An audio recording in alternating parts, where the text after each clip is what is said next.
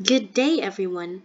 I'm really glad you're here today because we're about to dive into something that affects every single one of us, our mental health. We often talk about physical health, but our emotional and psychological well being is just as important. But before we delve deeper onto our lesson on mental health and support, let me ask you something.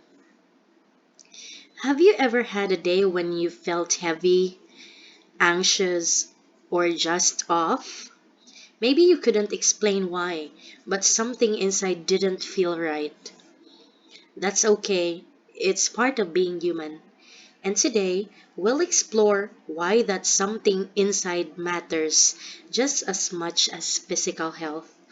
But first, let's start with a simple activity. Look at these emojis. Which one best represents how you're feeling right now? You don't need to tell anyone.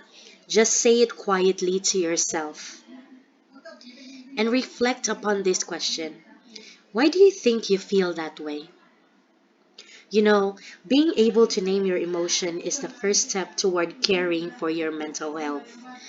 So, what is this mental health?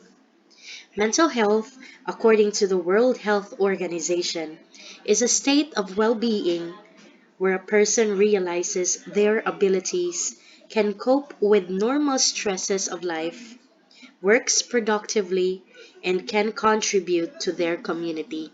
In short, it's the absence of mental illness. But it's not just the absence of mental illness or disorder, it's the presence of balance, self awareness, and resilience. Moreover, mental health isn't just about mental illness, it's about how we think, feel, and act every single day.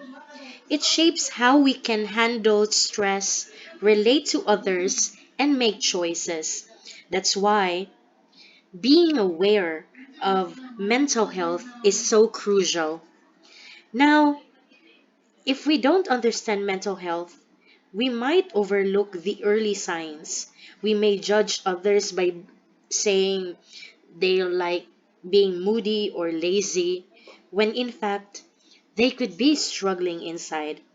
For example, when a classmate is unusually quiet or suddenly lashes out, awareness helps us pause and ask, is something wrong? Rather than reacting with criticism. This kind of understanding reduces stigma.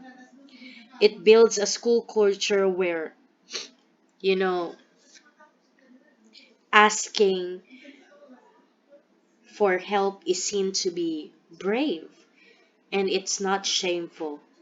More importantly, awareness leads to early recognition, and early help often means better outcomes. Without it, many suffer in silence, afraid of being judged or ignored. So let's make mental health something we talk about, not hide. Now, let's take a closer look at some common mental health issues that many Filipinos face, especially among young people. Let's begin with anxiety. This isn't just about being nervous before a test. It's when worry or fear becomes so overwhelming that it interferes with daily life. Imagine constantly feeling like something bad is about to happen, even when everything seems fine. For example, a student who always scores well might still panic before every quiz, convinced he would fail. So, this is the first mental health issue. Next is depression. This goes far beyond feeling sad for a day or two. Depression is a persistent feeling of emptiness, hopelessness, or a lack of interest in things once enjoyed.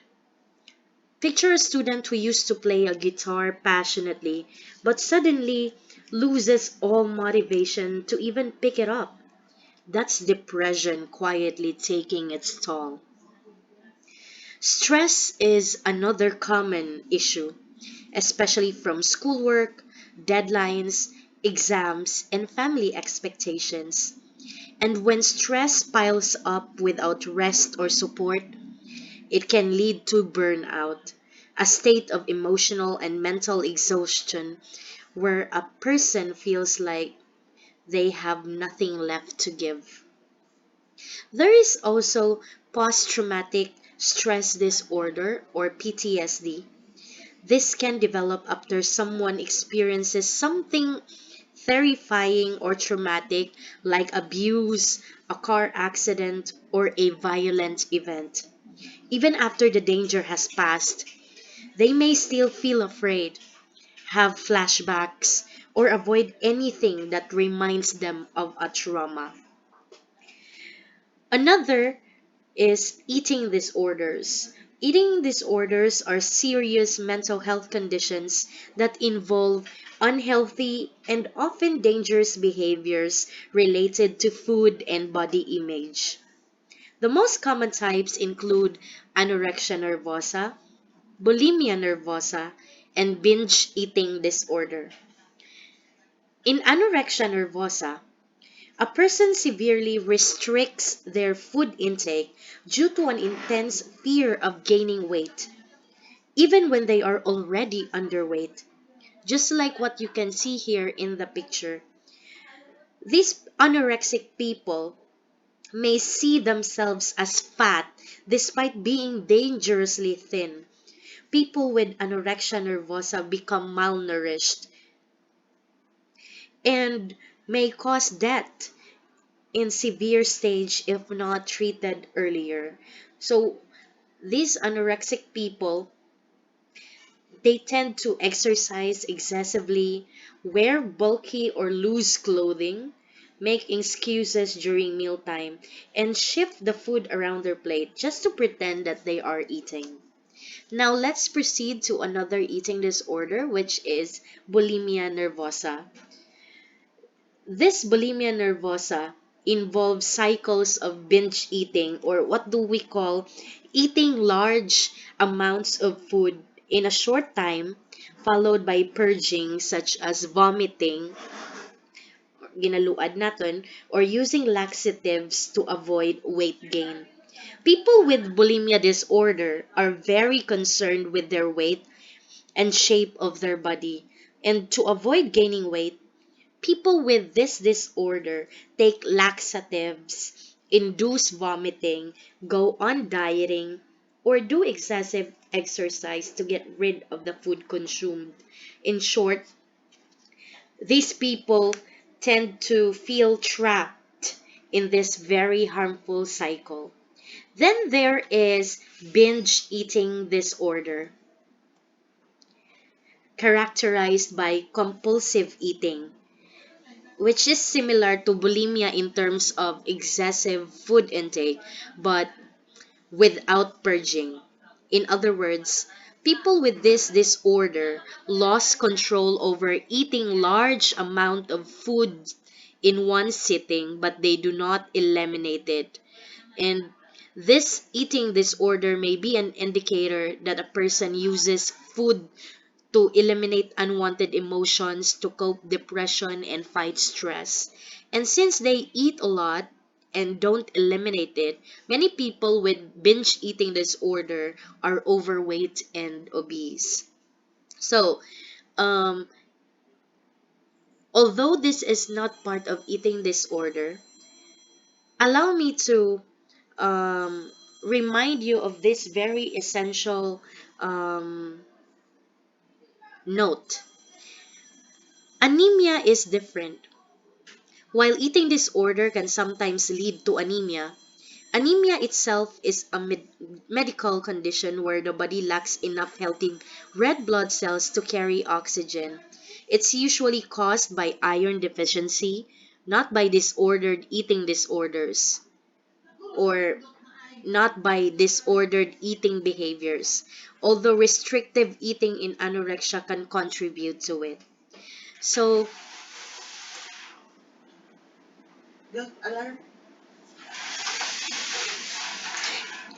And again, all these eating disorders go beyond food, and they often rooted in emotional struggles, a distorted body image, or a desire to regain control.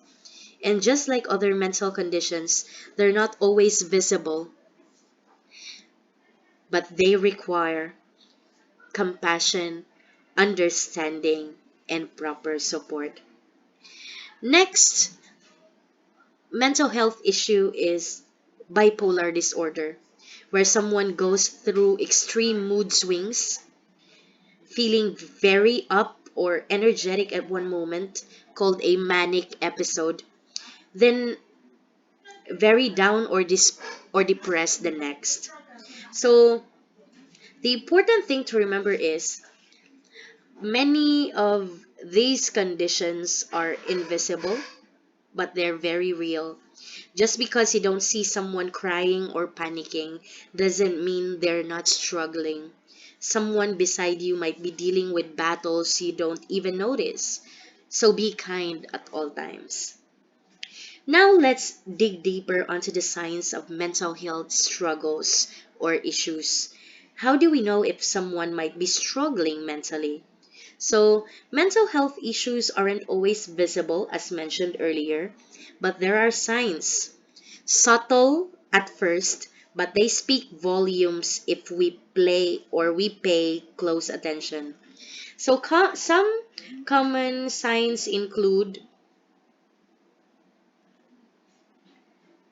one, loss of interest in once enjoyed activities called anhedonia, a common symptom of depression where a person no longer feels pleasure even in things that used to make them happy.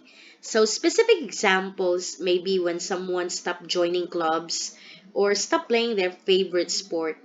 It shows how emotional numbness can take over daily life. Second is withdrawal from friends and family. This may be a form of self isolation caused by anxiety, depression, or feelings of worthlessness. When people feels overwhelmed, they might disconnect as a way to cope or avoid judgment. Third sign of mental health struggle is drastic changes in sleep or appetite. This reflects how mental health directly affects our body system. For example, anxiety can cause insomnia, while depression can lead to oversleeping. Similarly, changes in eating, whether too much or too little, can stem from emotional distress or lack of self control. Next is a sudden drop in academic performance or in grades. Missing assignments, failing tests, or no longer participating in class is often a sign that the student is mentally distracted, overwhelmed, or lack the motivation to and energy to focus, frequent in depression, anxiety, and burnout. I had an experience, one of my students whom who is very active in class, in my science class, and whenever there is recitation, she is always one of those people or of those students who would really recite because she has really something to add on to the discussion. But I have noticed that one, two, three, or many more meetings, she seldom or never really raised her hand, never participated in class. And when I observed and looked at her, she was quite sad. Sad. She seemed to be, you know, even if ara siya sa classroom, pero daw lain, balangin na paminsarya. That's how exactly I feel. So one time, I talked to the kid. I asked her what happened. And then suddenly she cried. That's when I learned that She actually is struggling with her mental health. She have problems with regards to her family about her parents. So mm, let's not talk more about that because that's quite personal.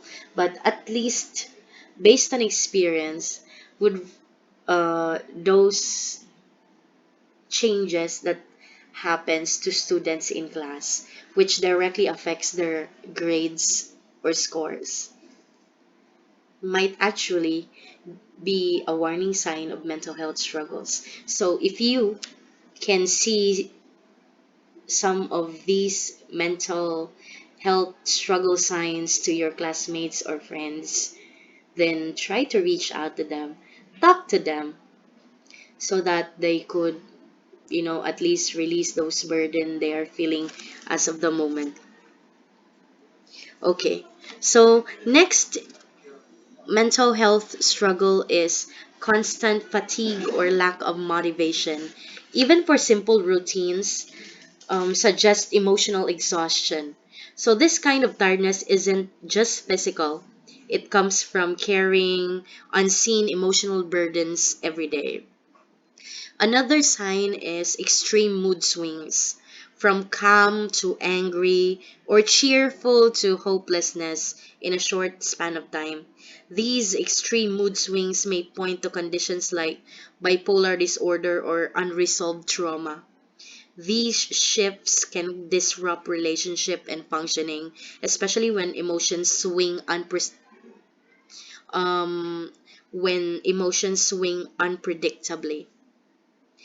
And lastly, statements like "I feel useless" or "wala akong silbi" are verbal clues to deeper issues such as low self-esteem, depression, or even suicidal thoughts.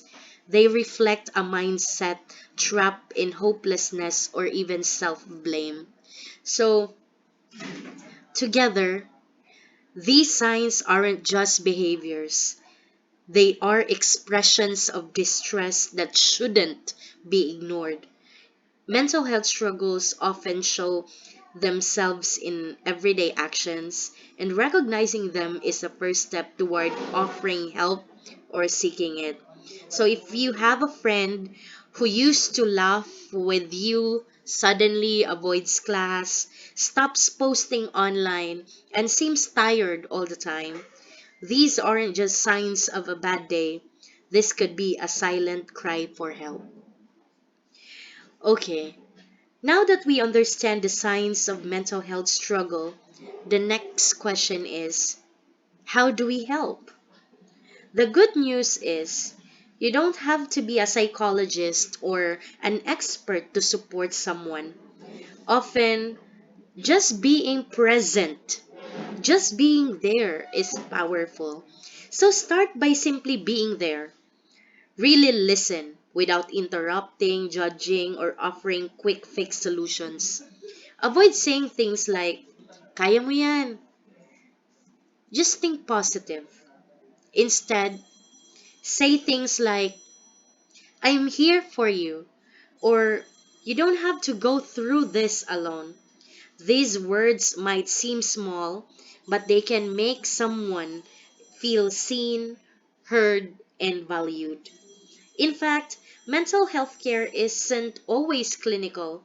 It doesn't always begin in a hospital or a counselor's office. Sometimes it starts with a friend who shows up. So, here are some simple but meaningful ways to support your mental health and others. First and foremost is practice self care. This doesn't have to be fancy, just take care of your body and mind. For example, get um, eat nutritious meals, get enough sleep, take short walks or stretch. Do something that relaxes you, like something listening to music or drawing. Next is build connections. Talk to people you trust, may it be your friends, family, or mentors. Even just spending 10 minutes chatting with someone who understands can lift a very emotional load. Remember, isolation makes struggles worse. Connection, on the other hand, helps us heal. Next way to support mental health is to encourage professional help.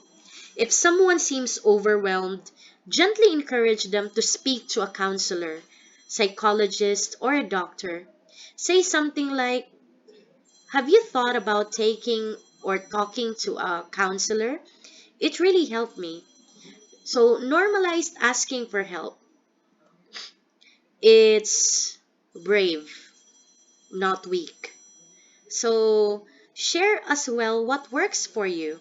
If you've found healthy habits to help, like exercising, meditating, praying, or painting, share them. Sometimes your personal tips can inspire others to try new coping strategies. Okay, please wait for a while. I need to, you know, pause my alarm. Wait for a moment. I'll be back.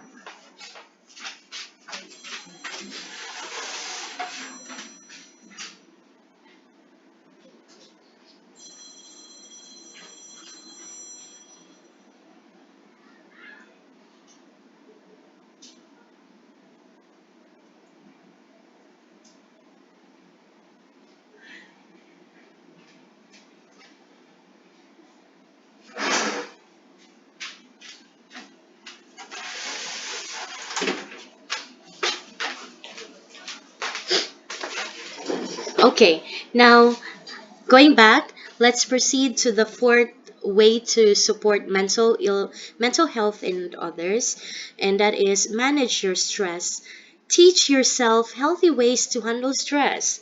Use breathing techniques, try journaling, manage your time wisely, avoid doom scrolling or screen overload. So as much as possible, limit screen time. And remember, even taking 5 minutes away from your phone can give your brain room for breathe. Remember, little things done consistently can create big change. Checking in with a friend, sending a message, inviting someone to join you for a walk. These simple acts could be someone's lifeline. Because, darlings, mental health support isn't about being perfect, it's about being present. Remember these things. So, at this point in time, let's pause and think about this. Schools are not just places for academic learning. They're not just about solving math problems or memorizing historical dates. They should also be safe spaces for emotional growth. Imagine a school where students feel safe not only to ask questions about the lesson, but also expresses how they're really feeling inside. That's the kind of environment that we want to build. One that supports the whole person, not just the grades. So, here are some of the support for mental health that are done in schools, and this could come in many forms. It could be a kind and understanding teacher who notices when you're unusually quiet and gently checks in. A quiet room or space or safe space where students can take a break when things feel overwhelming. A peer or a friend who listens without judgment. An accessible school counselor who is easy to approach and who listens with empathy.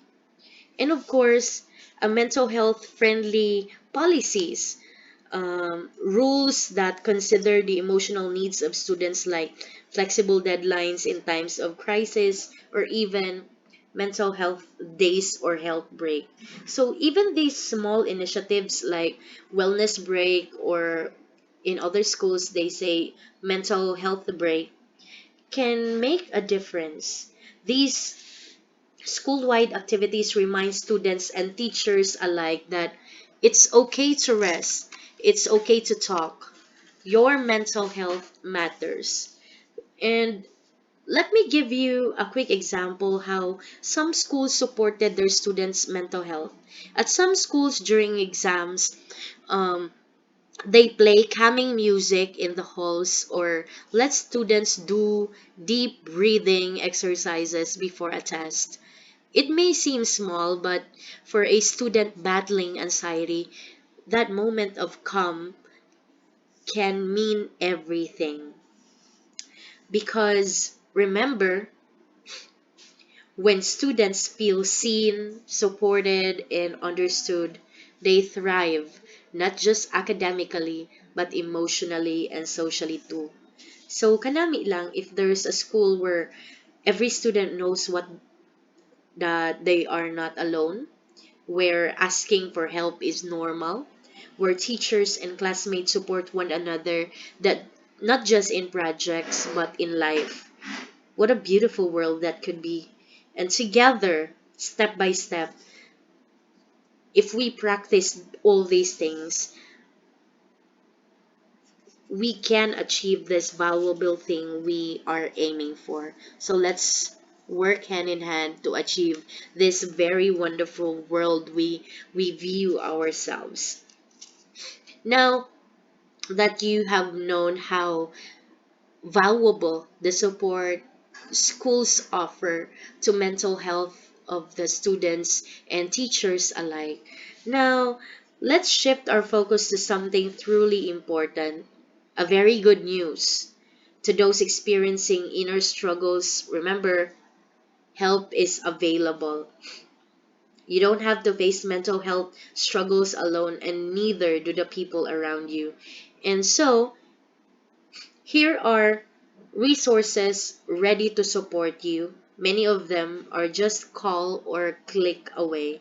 So, one good example, especially here in the Philippines, is the National Center for Mental Health or NCMH. This is a 24/7 crisis hotline. Just dial 1553.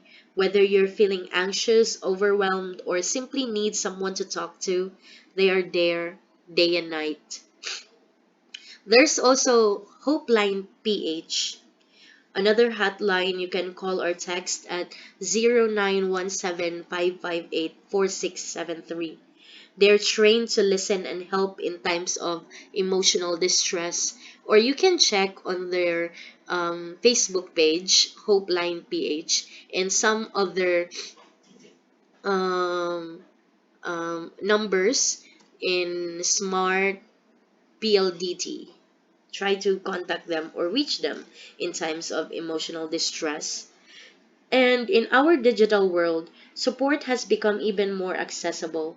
There are mental health apps like Mind Nation, which offers online therapy sessions and self help tools. And even in social media pages like Mental PH, oh, I forgot. Nadula siya. I think I was able to remove it. There's another social media page, Tala Mental Wellness. You can try to look through it in Facebook, search Tala Mental Wellness and even Mental Health PH. So they post helpful tips and reminders to take care of your mental health. Following their page might just give you the encouragement you need on a tough day. Next, number five, do not forget your school guidance counselors. They are not just for academic concerns, they're trained to help with emotional struggles too. Approach them, believe me, they are just there, very willing to listen and offer advices. And sometimes the best support can come from trusted adults like your advisor, a favorite teacher, your relative, or your parents. And for many, support groups, even small circles of friends who truly listen, can make a world of difference. So let me say this again. Never underestimate the power of reaching out. Sometimes a simple conversation can save life. Also, one good tip, since I have shared to you earlier, many mental health resources. Save these numbers in your phone right now. Not just for yourself, but maybe one day a classmate or friend will need it, and you'll be ready to say, here, call this. You are not alone. Especially if that specific friend of yours somehow wouldn't open up to you yet. Try to offer these numbers. Maybe this these various social media pages, these hotline numbers could actually pave the way for them to, you know, help heal those inner struggles that they are feeling right now. Okay, so were you done saving these numbers? Okay, now let's proceed. Now that we've talked about individual efforts and resources, let's look at the bigger picture. Because here's the truth: mental health is not just a personal issue, it's a community responsibility. A mentally healthy society is built when everyone, including families, schools, barangays, and online communities, work together. So let's break it down. In a supportive community, parents actively listen to their children, even when it's hard to understand their feelings. Teachers create classrooms where students feel safe, heard, and respected, not just graded. Classmates and friends take the time to ask, "Kumusta ka na?" and really mean it.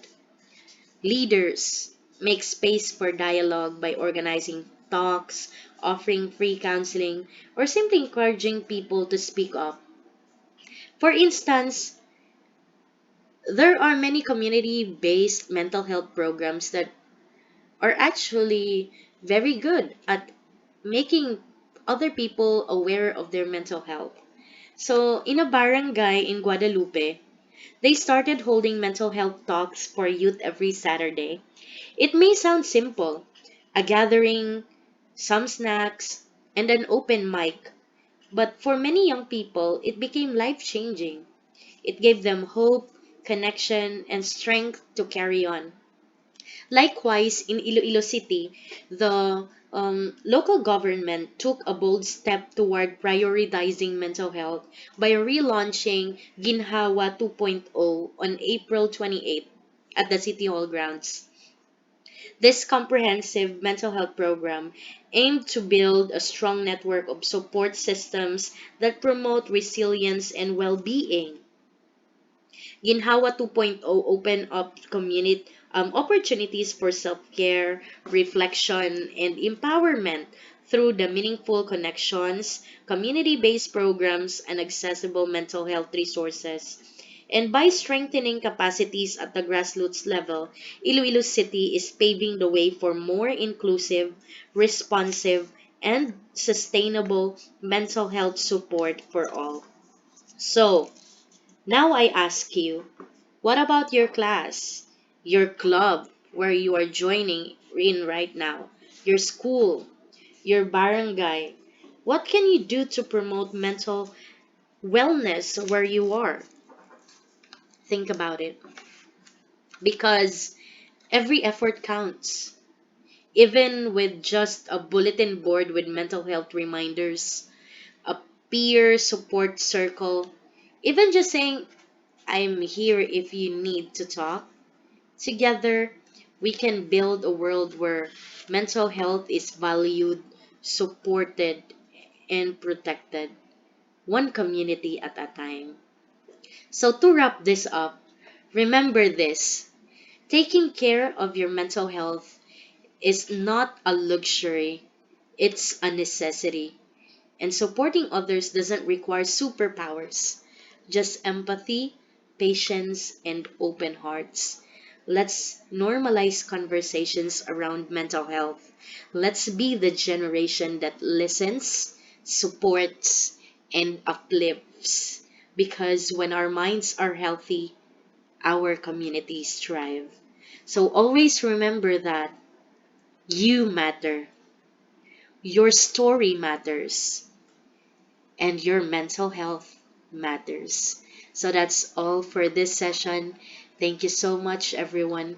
And I do hope that you learned something from our discussion today about mental health and support.